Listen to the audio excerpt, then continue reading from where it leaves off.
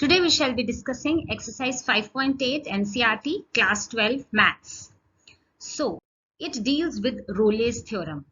Let me tell you the conditions which are required for a function to satisfy the Rolle's theorem. The first condition is the given function fx is continuous on closed interval ab. You have to prove that whatever is given in the question, it is continuous on a and b. Second point is the given function has to be differentiable in open interval AB. It has to be differentiable as well. It has to be continuous. It has to be derivable also. Third point is f of A has to be equal to f of B. Now see, A and B, the terms will be given to you in the question. You will be calculating the value of f of A and then calculate the value of f of B. They have to be equal. Further, then there should be at least one value of C which falls in this interval AB such that f dash C is equal to 0. Now, if you put the value of C in the given function, then calculate the derivative, it has to be 0. There will be at least one value of C such that f dash C is 0, and of course that C has to fall between this open interval of A and B. Right? Now, as and when we will be doing the questions, things will become more clear to you. Let's begin. The first question states, verify the Rolle's theorem for the function f of x is equal to x square plus 2x minus 8, where x belongs to the closed interval minus 4 and 2. So this is given to you and you have to verify whether this function satisfies the Rolle theorem or not. Now, what is this minus 4 and 2? It is understood that the value of A is minus 4 and B is 2. Now, as I told you, you have to satisfy those three postulates, the three conditions. See, what is given to you is a polynomial function. Now, a polynomial function is always continuous and derivable on R. Right? So, we prove that f of x is continuous on minus 4 and 2. Why is it continuous? Because the given function is polynomial and a polynomial function is always continuous and derivable. So this much is sufficient for you to write that it is polynomial. Therefore, you write that f of x is continuous on this closed interval minus 4 and 2. A continuous function is also derivable and the polynomial function is derivable as well. Therefore, f of x is derivable on this open interval minus 4 and 2. So these two conditions are satisfied. Right? Now, you don't have to go into a lengthy process to prove it. You will just write that this is a polynomial function and a polynomial function is always continuous and derivable and two conditions satisfied. Now, the third point is f of A should be equal to f of B. So, what you will do is f of minus 4 has to be equal to f of 2. Now, put the value of minus 4 instead of A. You will write f of A is equal to f of minus 4 is equal to. Now, substitute this x by minus 4. X square plus 2x minus 8, what will it become? Minus 4 whole square plus 2 multiplied by minus 4 minus 8, which is equal to 16 minus 8 plus 8. Answer is 0. Very simple. Similarly, calculate the value of f of B. How will you do it? In this given function x square plus 2x minus 8, please put the value of 2 in the place of x. So you will get 2 square plus 2 into 2 minus 8. 4 plus 4 minus 8. Answer is 0. So you prove that f of A is equal to f of B. And in this question, f of minus 4 is equal to f of 2. So all the conditions of the Rolle's theorem are satisfied. Right? So we state that because all the conditions, all the postulates of Rolle's theorem is satisfied, therefore this function is very well satisfied on the Rolle's theorem. Now, see, what they are doing is, therefore, as per Rolle's theorem, there is supposed to be one real number C which belongs to minus 4 and 2 such that f of C is equal to 0. I told you in the beginning of the slide that there will be at least one C where f dash C is 0 and it belongs to this minus 4 and 2. To find this, let us differentiate the given function. F of x which is given to you is x power 2 plus 2x minus 8. So what will be the derivative of f of fx? It will be 2x plus 2. Okay, now put f dash x is equal to 0. f dash x is equal to 0. This means 2x plus 2 is equal to 0, 2x is equal to minus 2, x is equal to minus 1, and this is c. C is equal to minus 1. And when c is equal to minus 1, this also satisfied that this belongs to this interval minus 4 and 2. Since all the postulates are satisfied, hence Rolle's theorem is verified with c is equal to minus 1. So see, there are certain steps you will be following one by one. In the previous slide, I told you you have to find that it is continuous, it is derivable, and f of a and is equal to f of b. This much done now. In the next step, listen very carefully. What you have to do is, you will first take the function, find its derivative. Very simple, you have been calculating derivative for so many exercises. So f of x you will write and then you will calculate f dash x. This means you are calculating the derivative. Now, what the answer is, put it equal to 0.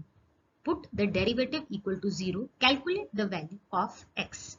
Once you calculate the value of x, this is actually c, because our condition is that you have to find one number c where f dash x is equal to 0. You calculated the derivative, you put it equal to 0, you find the value of x. Now this is c, write it, c is equal to this number, and it also satisfied that c belongs to this interval minus 4, 2. Since all, then you will write that if this minus 1 did not fall in this category, then also Rolle's theorem will not be satisfied. Rolle's theorem will be satisfied if this minus 1 falls in this interval. Okay, since all the postulates are satisfied, hence Rolle's theorem is verified with c is equal to minus 1. I hope this answer is very clear to you. Now, question number 2. What does this say? Examine if Rolle's theorem is applicable to any of the following functions. 3 questions are given to you. Can you say something about the converse of the Rolle's theorem from these examples? We will be taking one question one by one. Now see, you have to check if it is applicable. You have to check the applicability. Verification is not asked. You don't have to verify. You will just check the applicability. So what will be the procedure? The first question given is f of x is equal to x. X belongs to 5 and 9. Now this x, whatever is put in the big bracket, this is actually the greatest integer function. Every greatest integer function is neither continuous and nor differentiable in any interval. Very important point. The first point is whatever will be given in this bracket, it will be the greatest integer function. And please remember, and this much is sufficient for you to write, that all the greatest integer function, it will not be continuous nor be differentiable. So what do you do for the first condition? This function is not continuous on 5, 9. Continuous, what is the meaning? Continuous means without lifting the pen, we can draw the curve. Now here in this function, we can't. This graph I have attached, this type of function is the greatest integer function. This is neither continuous nor differentiable. So our first condition not satisfied, it is not continuous. And the second condition, the function is also not differentiable on 5, 9. Okay, 2 conditions gone, they are not satisfied. Now the third condition, f of a is equal to f of b. What is a? 5. F of 5 is 5, f of 9 is 9. We prove that f of 5 is not equal to f of 9, f of a is not equal to f of b. Therefore, Rolle's theorem is not applicable. So they had just asked that is it applicable, and we wrote that this is not applicable. The first 3 functions I showed you in the beginning, those 3 clauses will be mentioned here. It will be proved.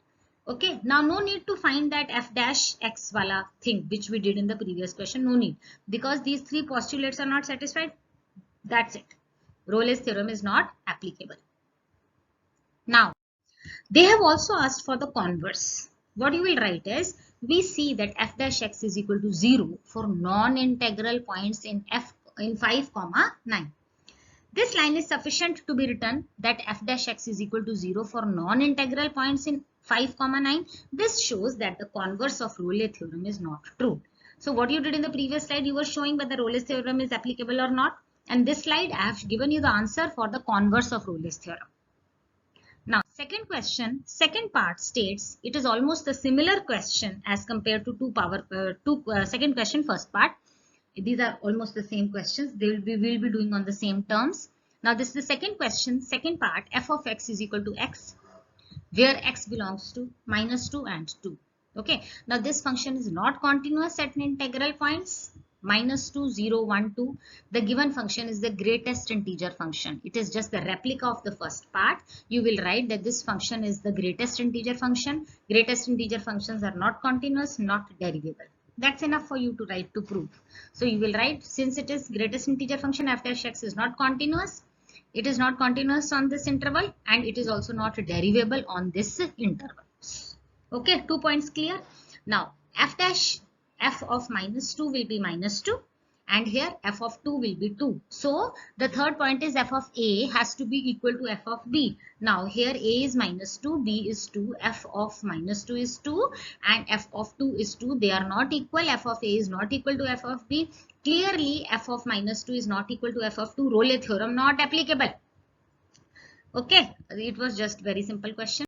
Now for the converse, what you will write here f dash x is equal to 0 for non-integral points in this function -2 to 2. F dash x is equal to 0 you will write. So the converse of Rolle's theorem is not hold good. So that's enough for you to write that the converse is also not holding good, right? Now second question, last part. You are being given a polynomial f of x is equal to x square minus 1 and x belongs to 1 comma 2. This means a is equal to 1 given and b is equal to 2. So what is this given? This is a polynomial function. It will be very well continuous and derivable. So two conditions satisfied. All the polynomial functions are continuous. All the polynomial functions are derivable. Third point is f of a. You have to prove that f of a is equal to f of b. What you have to do is take f of a in this function x square minus 1, put the value of a which is 1. So f of a is equal to f of 1 which will be equal to 1 square minus 1 is equal to 0. F of b is equal to f of 2 which is equal to 2 square minus 1 is equal to 3. Clearly f of a is not equal to f of b. F of 1 is not equal to f of 2. So Rolle's theorem not applicable. For the Rolle's theorem to be applicable, f of a has to be equal to f of b. And here, no doubt, continuous wala condition and derivable wala condition were satisfied. But this is not satisfied. F of a is not equal to f of b. So Rolle's theorem not applicable. Now, for converse, what you will write? F dash x is equal to 2x, which is not equal to 0. Because that polynomial function is given now. That for polynomial function you are getting x square minus 1. Calculate the derivative of x square, it will be 2x. So I am writing f of x is 2x which is not equal to 0. For any x in 1 comma 2 in this function, f dash x is not equal to 0. Therefore the converse is not true. The converse does not hold good. Okay. So this completes your second question. Moving on to question number 3. What is it saying? If it is saying f function such that -5 and 5 in this interval r is a differentiable function and f dash x does not vanish anywhere. It is given that f dash x does not vanish anywhere, then prove that f of -5 is not equal to f of 5. So very simple question. How will you do it? Please listen carefully. It is given that it is a differentiable function. It is very well mentioned in the question.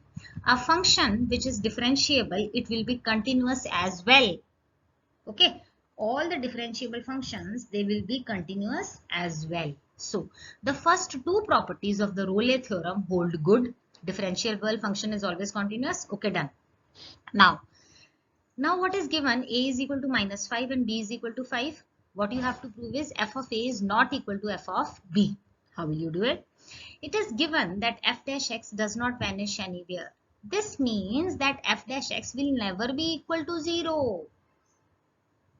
Right? So f dash x will never be equal to 0. This means f of a will never be equal to f of b. So f of -5 is not equal to f of 5 and hence it is proved what they asked in the question, our supposition, we have proved it. Okay. Now fourth question. Now from question number 4 in this exercise, Rolle's theorem ends and we start with mean value theorem. Another name for mean value theorem is the Lagrange theorem. Just as I told you the conditions for Rolle's theorem, so I am giving you the conditions for mean value theorem. The first condition is f of x is continuous in this closed interval a and b. You have to prove that the given function will be continuous. Second condition is f of x is differentiable in a comma b. You have to prove that it is derivable as well. Now the third, these two conditions are same as were there in Rolle's theorem. Now the third condition is different. There has to be at least one value of c which belongs to this interval a comma b such that f dash c is equal to f of b minus f of a whole upon b minus a. Okay, so this you have to learn this wala equation, and it is not difficult. See, left hand side states that this is the derivative of that function, and on the right hand side you will take the function, put the value of b, take the function, put the value of a, put the minus sign, whole upon b minus a, and b and a terms will be given to you clearly in the question. So let us begin. Please remember these, please pen down, it's very important. Next. Question number 4. What does this state? This states that verify the mean value theorem at f of x is equal to x square minus 4x minus 3 in the interval a comma b where a is equal to 1 and b is equal to 4. Very simple question. See, what you will do is, first of all, as I told you, there is a formula, right? F dash c is equal to fb minus fa upon b minus a. What you do is, first of all, you calculate f of a. F of a will be f of 1. In this function, substitute x by 1. You will get 1 square minus 4 into 1 minus 3, which will give you 1 minus 4 minus 3, which is equal to minus 6. Okay. Now, f of b will be f of 4 is equal to 4 square minus 4 into 4 minus 3, which is equal to 16 minus 16 minus 3, which is equal to minus 3. So, the first step you calculated f of a, second step you calculated f of b.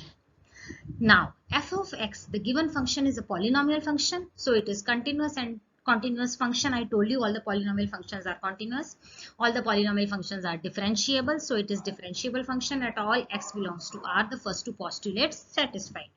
Now, f of x is continuous on 1, 4. It is differentiable on 1, 4. Now, as far as this formula is concerned, what you will do is, first of all, take f of x. It will be x square minus 4x minus 3. F dash x, this is the derivable. It will be 2x minus 4. Now, substitute x by c. You will get f dash c is equal to 2c minus 4.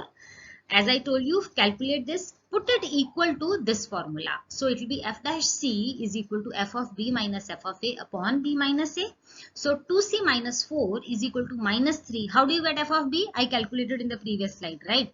So, minus 3 minus minus 6, this is f of a. This also I calculated, whole upon 4 minus 1. So, you get 2c minus 4 is equal to minus 3 minus minus 6 whole upon 4 minus 1.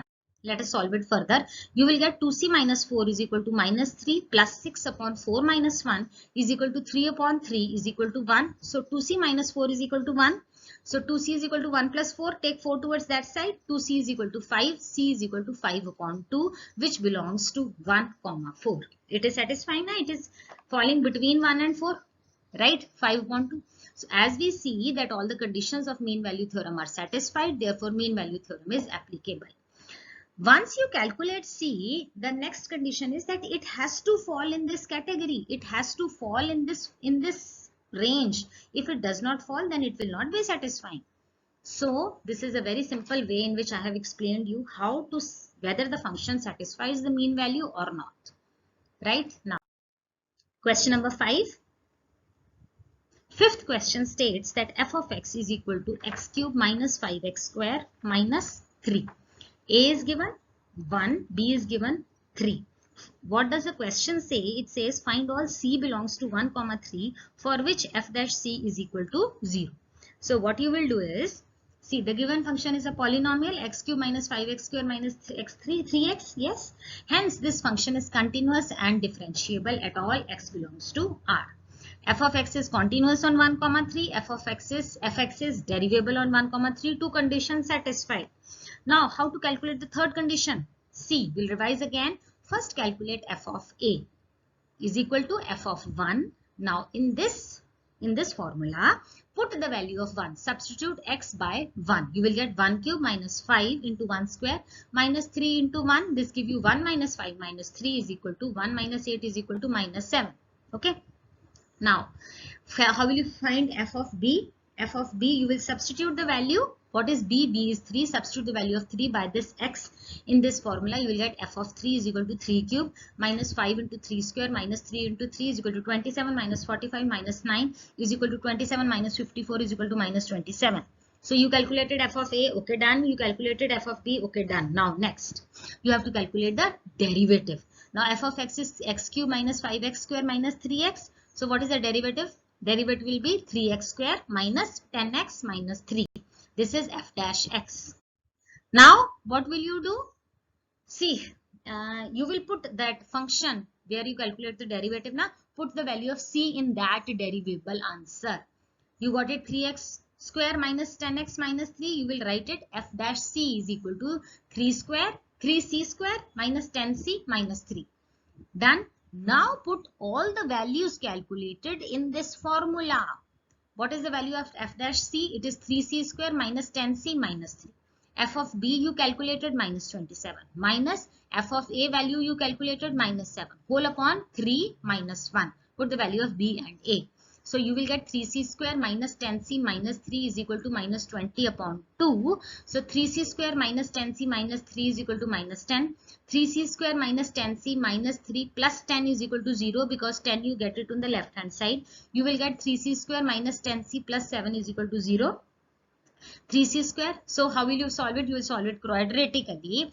You will multiply 7 by 3. Answer has to be 21 and plus minus karke answer has to be minus 10. So you will put 3c square minus 7c minus 3c plus 7 is equal to 0.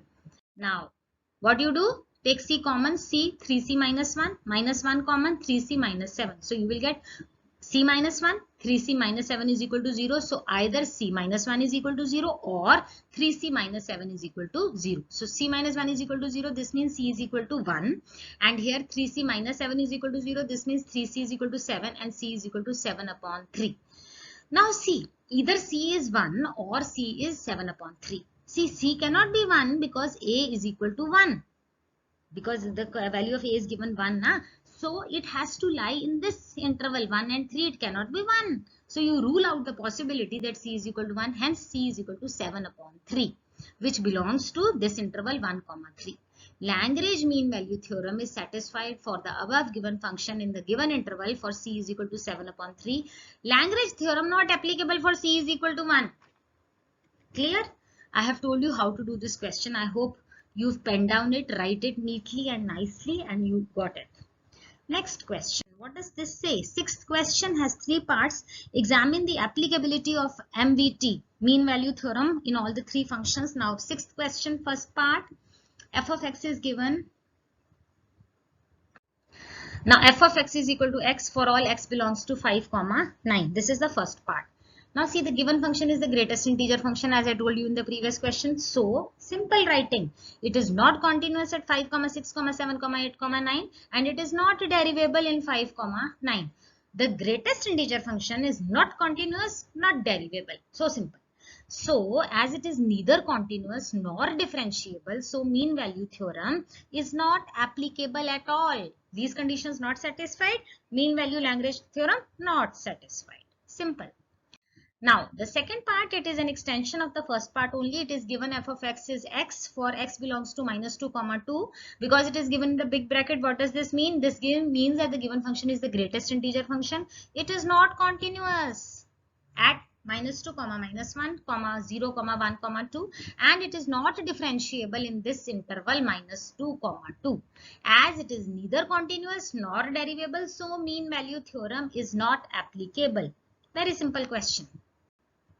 Now the sixth question, third part. What does this say? This says f of x is equal to x square minus 1 and the value of a is given 1 and b is given 2. See. Now what is this? This is a polynomial function. The given function is a polynomial function. It is continuous and differentiable at all x belongs to R. Function is continuous in this interval. Function is derivable in the given interval. So 2 conditions satisfied. It satisfies the first 2 conditions of the mean value Lagrange theorem. Now, this portion, how will you do it? The first step is calculate f of a is equal to f of 1, which is equal to 1 square minus 1 is equal to 0. F of b, substitute the value of 2 in the given function by x. Wherever x is written, you will write 2. You will write f of 2 is equal to 2 square minus 1 is equal to 4 minus 1 is equal to 3. Okay. Third step, what did I tell you? Calculate the derivative. F of x is x square minus 1. What is f dash x? X square derivative is 2x. Of 1 derivative is 0. So your answer is 2x. Now what you will do? Substitute this c by x. So f dash c is equal to 2c. Where did you get it from? F dash x is 2x. Wherever x is written, write c. F dash c is equal to 2c. Okay. Now you use this formula. F dash c is equal to f of b minus f of a upon b minus a.